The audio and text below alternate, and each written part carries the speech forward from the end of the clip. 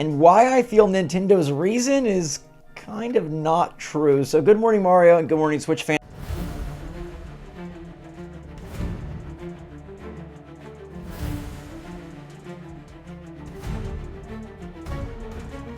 Wow, is Switchforce actually going to sit there and hold Nintendo accountable for once? You know, my guy, though, if you keep milking Doug Bowser, that hair is going to turn even more blonde. We all know that you did not sit there and dye that hair willingly like that. That is just permanently stained from the amount of jizz from Doug Bowser himself.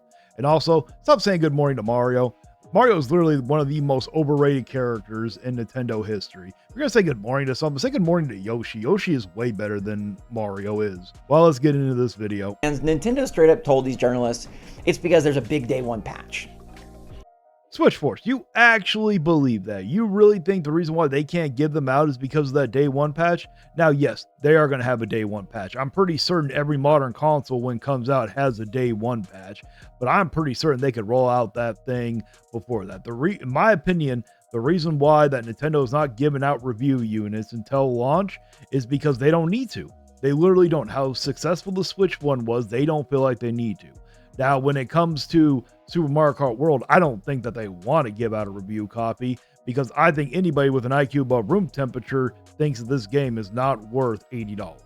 Now, maybe there is a big day one patch, but I don't feel like that's what's going on here. This was initially reported by the Game Business. They posted this big article, this big kind of expose saying they've talked to a bunch of different journalists, top tier journalists, and they've all been told that they're not getting the systems early. Come on, Switchforce, you can sit there and be honest. Tell us all why the real reason they're not giving them out is. Come on. Now, this is extra infuriating for these people because A, I'm sure they want to play the Switch 2 right away, but B, Summer Game Fest. Okay, I know that this has nothing to do with what he's saying, but he sat there and showed the Switch 1 to the Switch 2. Yes, the Zelda does look better on the Switch 2, but I still don't think that $10 or $20 upgrade is worth it. That does not look like a $10, $20 upgraded version that looks far better. This is going on in LA. Jeff Keighley's Kingdom of Games is happening right when the Switch 2 launches. So, like they said, it's really frustrating, said one editor. We will need to cover Switch 2 while also working across Summer Game Fest. How are we supposed to do that? Oh, what do you expect? Nintendo doesn't want you guys sitting there reviewing all this stuff. They know you're going to have to pick which one, and some of you guys are going to pick the Summer Game Fest, some are going to pick the Nintendo Switch. I think that they want as little criticism as possible. So not getting their machine until launch day is going to be very crazy. Now, typically, this happens with games where the publisher is not sure how it's going to review. Oh, just like I sat there and said, come on, are you going to sit there and be honest there, Switchy? Are you going to sit there and tell them that? No, that's the whole reason why they definitely do not want you to review Mario Kart World. Because you know if they sit there and send out a review unit, they're going to need something to play. What else are they going to send out? Now, the third-party games, they could sit there and send them out and give review copies like that, which they could review, and that would be good. But you know damn well Nintendo does not want anybody reviewing Mario Kart World. Right? They're like, ooh, we don't know if this is going to get 8s or 6s, so we just let the public have the first dibs and let the reviews come out later. We don't want day one sales to be impacted. But that's not always the case. Some publishers just don't like to really mess with that sort of thing. There was a while where Bethesda was not sending its games early to people, and Bethesda is very confident in their titles and usually puts forth some pretty great games. When's the last time you played a Bethesda game at launch? Those games are full of bugs, they crash all the time. Who are you trying to kid here? Now, I want to say, I don't think this is because Nintendo thinks there's a problem with Switch 2. I don't think that's the case at all. But I don't also buy that it's the day one major patch. It's not the day one patch. It's because they don't want anybody reviewing Mario Kart World before launch. Now, I think that the Switch 2 is going to run fine. I think the console is going to be good. To my knowledge, I have never heard of a Nintendo console not running good at launch. I could be wrong, but I do not recall anybody ever saying that. But when it comes, but they don't want anybody to review Mario Kart World because they don't want to sit there and have it shown that, no, this game is not worth $80. I think Nintendo is so confident that they feel they don't need this out there, and they'd rather not have any more leaks, they'd rather not have any more issues, they'd rather not monitor any of that stuff, and it seems like Nate Drake kind of agrees with me. I don't even know who the hell Nate Drake is, but just like I sat there and said, yeah, they don't need to sit there and have anybody review the system because the system's going to do fine. Everybody that wants it right now has already pre-ordered it if they can, so it's not like they have to have anybody. But it should be fair to have them review Mario Kart World, because that's what you're really going to need to know, is if it's worth the $80. I haven't even played it, and I can promise you it's not worth no $80. And here is where I come in and tell you, yeah, that's sort of the big takeaway. People are going to buy the Switch 2. People are going to buy Mario Kart World. Supposedly, journalists are being invited to a specific Mario Kart World preview. Oh, and you know damn well they're going to sit there and handpick those journalists that are going to give great reviews. This game alone, if anybody says this game's a 10 out of 10, they did not give it a fair review. Because there's no way you can give this game a 10 out of 10 and incorporate that price tag. Where they'll be able to give more detailed hands-on with the game, but they won't have it at their home and they won't have the Switch 2 unit. Well, of course they don't. They don't want them to figure out that you could probably beat the game in 5 hours. Now, that's just me speculating. I got no proof. So if you ask me down in the comments, oh, can you show proof? How can I show proof? I don't have the game in front of me. But it's these third-party games and these other titles that seem to be bearing the brunt of Nintendo's decision. All right, multiple third parties were talked to by the game business, and they said that it's pretty frustrating because they feel like they have great offerings outside of Mario Kart. We're talking games like Cyberpunk, Split Fiction, Civilization, Street Fighter 6, and more. Okay, good. He learned to stop sitting there using Star Wars Outlaws as a push forward. Maybe he watches my videos and I blasted him for that one. But yeah, this is really going to hurt the third-party developers. I bet they're angry because they probably thought that people were going to get review units before launch and they could have sent out their review copies. Now you're going to have to sit there and trust. And after how the Switch 1 was with the third-party ports, a lot of them were garbage and trash. You had some that were broken. You look at MK1, they use fake footage to try to promote that damn thing.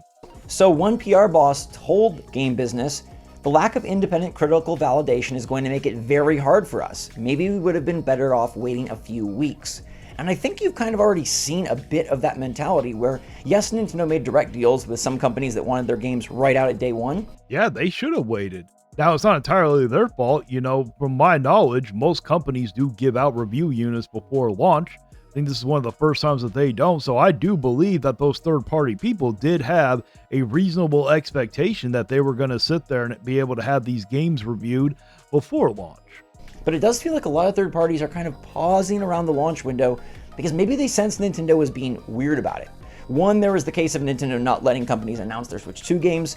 Two, there was the case of Nintendo not even really revealing things themselves till so late in the ball game right before launch. Oh yeah, you know what, Nintendo, you guys are so lucky that you guys have YouTube because we've been doing your marketing for you. Even people like me that have been bashing you guys for all the horrible practices you're doing, it's still bringing awareness to your company.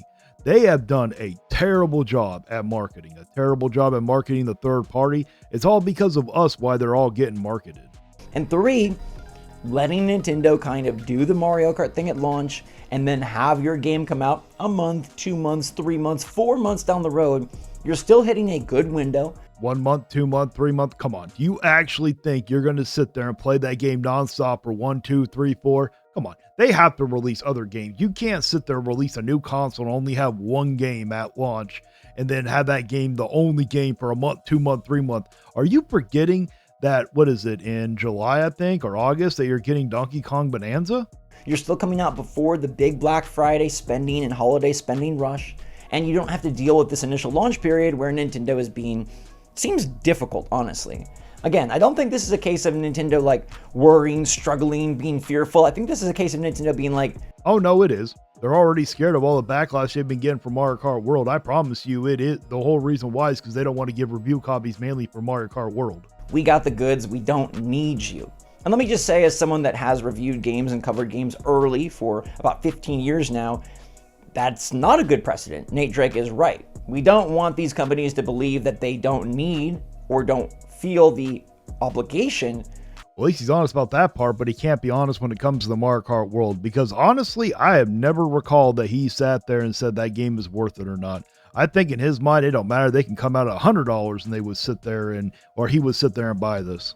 To provide review copies, to provide access so that you are always walking in blind. Because remember, that's sort of the end game here is they don't have to give you review copies. Nobody has to provide any copies. No, they don't, but let's see how well that works out for them. I honestly think this is going to hurt them in the long run for doing this. Now, when Donkey Kong Bonanza is coming, I think they're going to learn from that mistake.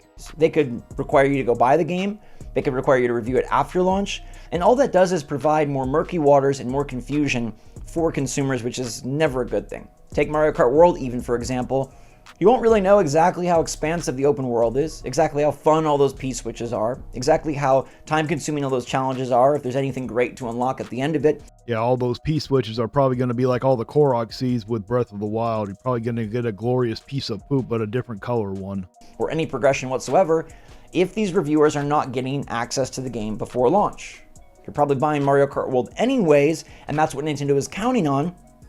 But it's not a good look for future titles. Mario Kart kind of becomes an anomaly because it's their best seller, but yes, Mario Kart 8 was their best seller, but the biggest reason was it was given at a fair price. This one is not given at a fair price, and you know that, Switchy. you know, we'd like to know about DK Bonanza before DK Bonanza comes out. We'd like to know about Hyrule Warriors Age of Imprisonment and see what kind of upgrades were made and see what kind of tweaks were made if that game is really worth spending for. And I'll tell you straight up, Nintendo stopped sending review codes after Super Mario Odyssey early, and they give it to you day of, even when I did work with Nintendo. Well, it's a good thing that it worked out with them with Mario Odyssey, but one thing you're negating that you're not bringing up, Mario Odyssey was put at a fair price of $60 when everybody else was at $70, I believe, or they might have been at $60 at that time too. I can't remember. That was so long ago.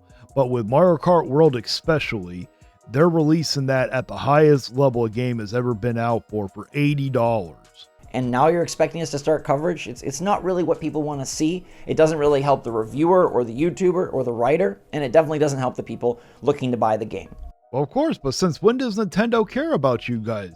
Come on, Nintendo's been showing that they're not for consumers. All Nintendo is about is F you give me money. That's all they've ever been about, and now they're showing it. Let people check out if the new kickstand really is that good at recline. Let people check out if Game Chat is really a great service. I feel like Nintendo feels like anything that could happen would only be negative, so why bother? Well, that's their fault. They're the reason why all this is happening. Number one, they're not communicating. Number two, they overprice their games. And yes, they even overprice their system, and I will not let it go. Japan gets theirs for $330, so should we. I don't care if they make a profit or not. That's not my problem. They will make a profit on their games. But then you sit there and look at the Mario Kart World, it is overpriced. Donkey Kong Bonanza, it is overpriced. I really hope that when it comes to that new Pokemon game, if they release it at $70, people need to understand they sat there and went into the AAA category then at that point. And voice acting is the number one requirement, or one of the requirements for the bare minimum of meeting a AAA standard. If they don't have voice acting, it is not AAA standards. It's not even AA at that point. But still, we owe it, they owe it, everyone kind of owes it to allow the product to be covered, to be reviewed. It shouldn't be a mystery before you spend your money. And that's where my opinion lies. But let me know yours in the comments down below. Does it make you feel a type of way that Nintendo is not sending out review units? It does set a very bad precedent. That's how I feel. It makes me feel like they are hiding the fact. Well, it doesn't even make me feel like I know that they're hiding the fact that Mario Kart World is not worth $80 and they don't want people to review it. But that's it for my reaction. Let me know down in the comments if you agree with me or not. And if you do want to check out this jizz stain wannabe looking in sync guy, his channel will be linked in the description below. Do not send no hate. But until next time, guys, stay vigilant.